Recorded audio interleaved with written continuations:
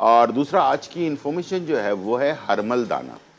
ہرمل اس کو کہتے ہیں، ہرمل دانہ بھی کہتے ہیں. بہت ہی فائدے مند چیز ہے یہ.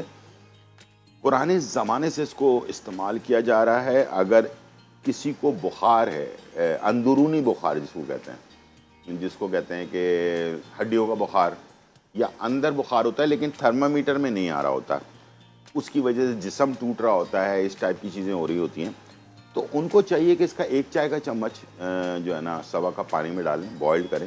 بوائل کرنے کے بعد جب یہ 1 کپ ہو جائے، نیم گرم پی لیں یا ٹھنڈا کر کے پی لیں. اگر آپ کو شوگر نہیں ہے تو آپ اس میں شہد یا پھر گڑ جو ہے وہ دونوں میں سے کوئی بھی چیز آپ ڈال سکتے ہیں.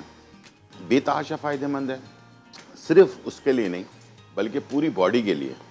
یہ کڈنی سے لے کر، ہمارے جگر سے لے کر، ہمارے معدے سے لے کر ہر چیز کو سپورٹ کرتا ہے.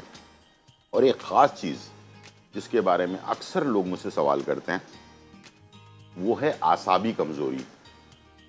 اور خاص طور پر مردوں کی جو اعصابی کمزوری ہے نا وہ بہت خطرناک ہو رہی ہے، آج کل ہوتی جا رہی ہے ناقص قسم کے کھانے کی وجہ سے.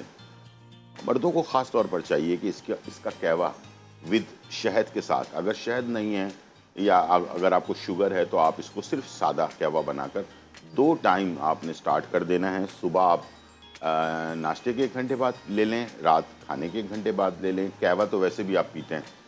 آپ کو 3-4 دن میں محسوس ہوگا کہ میرے اندر کچھ انرجی جو ہے نا وہ آ گئی ہے.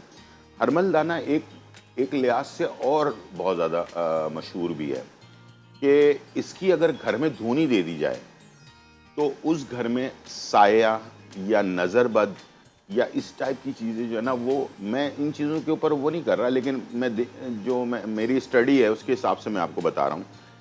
میں آپ کو ریکمینڈ نہیں کر رہا، آپ کی مرضی ہے، آپ کرنا چاہیں کر لیں. تو کہتے ہیں کہ اس کی اگر دھونی دے دی جائے گھر کے اندر تو اس گھر کے اندر جو ہے نا سائے وغیرہ یا بد نظری یا جو نحوست ہوتی ہے وہ اس ٹائپ کی چیزیں جو ہے نا نہیں ہوتی ہیں.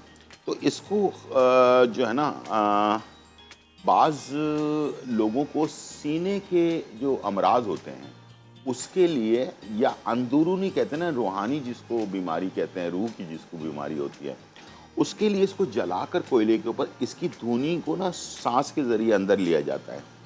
اس سے بھی جو ہے نا وہ چیزیں ختم ہو جاتی ہیں جو اندرونی طور پر جو انسان کو افیکٹ کر رہی ہوتی ہیں. خواتین میں خاص طور پر جو ینگ ایج میں خواتین ہوتی ہیں، آپ نے دیکھا ہوگا کہ بہت ساری ینگ ایج کی خواتین ہیں، تھوڑی سی وہ بیچاری پریشان ہوئیں یا ان کے اندر کوئی ایسا اٹیک ہو گیا یا بے ہوش ہو گئیں تو ہم ان کو باباؤں کے پاس لے جاتے ہیں. ٹھیک ہے، ایسا نہ کریں پلیز. یہ بہت ہی جہالت والی بات ہے. یا تو کسی اچھے ڈاکٹر کو دکھائیں. دوسرا ایک ٹوٹکا بتا رہا ہوں میں آپ کو جو ابھی میں نے بتایا کہ کوئلہ لے لیں، جلا ہوا کوئلہ، اس کے اوپر یہ تھوڑا سا ڈال کر اس کا جیسے دھواں اٹھے نا اس کو سانس کے ذریعے اندر لینے کے لیے کہیں تو انشاءاللہ 2-3 دن کروائیں، اس سے آپ کو بہت زیادہ فرق پڑے گا. یہ ہرمل دانہ بے تحاشا فائدہ مند ہے. اس کی فوائد اگر آپ گننے بیٹھے نا تو میں ابھی پورے شو میں آپ کو بتا نہیں پاؤں گا، یعنی کہ 1-2 گھنٹے بھی اگر میں اس کے بارے میں بتانا شروع کروں نا تو اب آپ کے انٹرنیٹ کا دور ہے، آپ گوگل پر یا جو یوٹیوب چینل وغیرہ ہے اس کا اوپر بھی جا کر آپ سرچ کر سکتے ہیں. آپ کو پتہ چلے گا کہ ہرمل دانے کے بارے میں اس کی کیا افادیت ہے. جڑی بوٹی میں ایک اچھا اس کا کام ہے، اور بھی بہت ساری جڑی بوٹیاں ہیں لیکن ان میں سے ایک اچھی جڑی بوٹی جو ہے یہ ہرمل دانہ جو ہے وہ آپ کو اثر کرتا ہے. تو انشاءاللہ مجھے امید ہے کہ یہ آپ کو آج کی انفارمیشن پسند آئی ہوگی.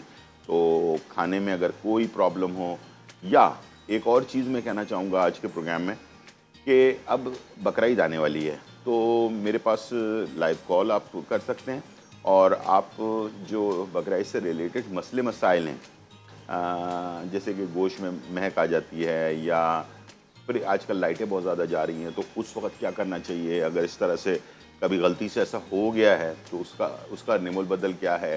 اس لیے کہ آپ گوشت کو ضائع تو نہیں کر سکتے لیکن اس کی ٹیکنیکس ہیں کچھ جو انشاءاللہ میں آپ کے ساتھ شیئر کروں گا.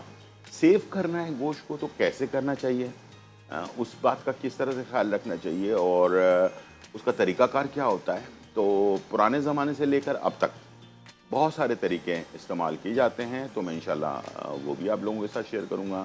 تو آپ ضرور کال کیجیے. اچھا کوئی ریسیپی آپ چاہتے ہیں کہ میں آپ لوگوں کے لیے بناؤں تو وہ بھی آپ مجھ سے جو ہے نا شیئر کر سکتے ہیں، پوچھ سکتے ہیں.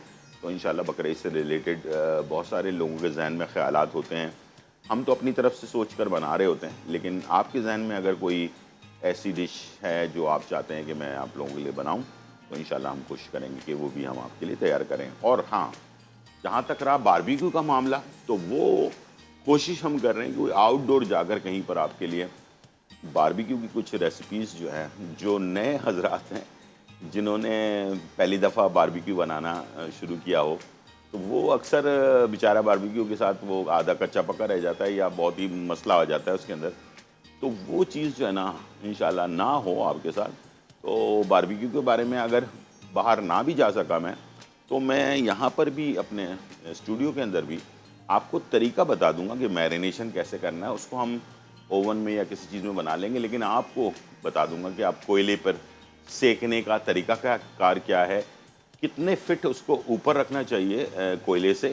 اس لیے کہ ہمارے ہاں تو بیچارے نئے جو بنانے والے ان کو پتہ ہی نہیں ہوتا، وہ تو کوئلہ اوپر تک بھرتے ہیں اور اس کو جلا دیا پیٹرول سے، اور سارے باربیکیو کے اندر مٹی کے تیل کی بدبو آ گئی یا پھر پیٹرول کی بدبو آ گئی اس کے اندر. ٹھیک ہے، تو مٹی کا تیل اور پیٹرول استعمال نہیں کریں کوئلے پہ. اور کیسے کرنا ہے اور کتنا انچ یا کتنا فٹ اس کو جو ہے نا باربیکیو کا اور کوئلے کے بیچ میں کتنا بیچ میں گیپ ہونا چاہیے اور کس طرح سے اس کو سیکنا ہے، یہ ساری چیزیں انشاءاللہ میں آپ کے ساتھ ضرور شیئر کروں گا. اور مجھے امید ہے کہ یہ آپ کو بہت ہی فائدہ پہنچائے گی. ٹھیک ہے، میرینیشن وغیرہ کہ اگر بیف کا میرینیشن کرنا ہے تو کتنی دیر میں گل جائے گا، اور مٹن میں کرنا ہے تو وہ کتنی دیر میں گلے گا. ٹھیک ہے، انشاءاللہ یہ ساری چیزیں شیئر کریں گے. تو یہ تھی آج کی ریسیپی اور انفارمیشن. امید ہے آج کا پروگرام آپ کو پسند آیا ہوگا. زندگی رہی تو پھر ملاقات ہوگی. جب تک کے لیے اجازت. اللہ حافظ. Bye and check out.